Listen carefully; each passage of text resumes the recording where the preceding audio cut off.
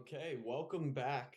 This is our second interview as part of Carter G's Road to Recovery. Again, I'm Adam Morrow. We're joined by somebody who's been mentioned in Carter's original interview.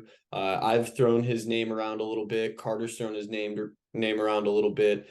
And as we said, you guys are going to hear more about him the farther we progress into Carter's rehab, and that's Pichi Balet. So here we go with Pichi. We're finally sitting down with him, getting an interview. Pichi has been handling Carter's rehab from a high performance perspective, but he can definitely explain it better than I can.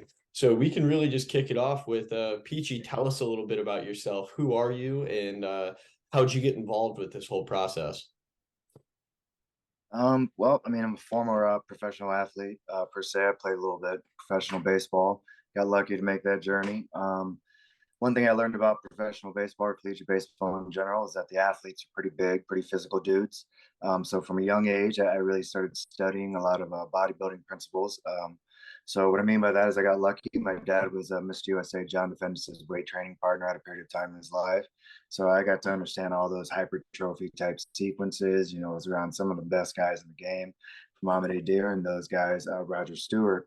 And then when I got to college, I ended up meeting guys like Adam Furrow, Dave Pletto, Coach Van, uh, uh, Treadle.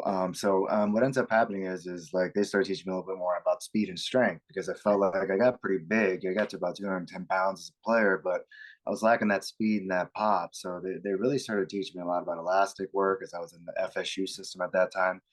And then before I know it, like I went off into a professional career, was molded by quite a few other dudes. And what I realized along the way in my career, Adam, was that I really just really studied the physical side of it because I really needed to keep up with those other guys. Because it was just, you can say it's not fair, it's not this, it's not that, but who cares? They got blessed with 6'3". I wasn't, so I just did the work and the studying, and broadened myself and humbled myself by being able to go through multiple systems, unlearning and taking from them.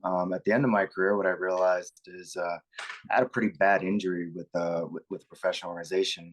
I'm not going to say the name, just keep that quiet. And what I realized is that it was a lack of kind of attention to detail a little bit. So I just felt like coming out of the game that it was my job more to try to go back and help athletes and try to keep them healthy and successful per se with all the knowledge that I have taken in, because somewhere along the way I got pretty good. And then before I knew it, I started that process. And I continued to educate myself, from Rob Rogers, Stefan Underwood, to all sorts of people. And then currently, I'm kind of learning a lot about yoga and that movement and breathing and meditation, just because it's a different aspect for me. Like I'm really good at moving weights, moving dumbbells, like applying speed, applying power, like I can sprint you, all these other things really, really good. So like, what can I add a little different movement to this game now?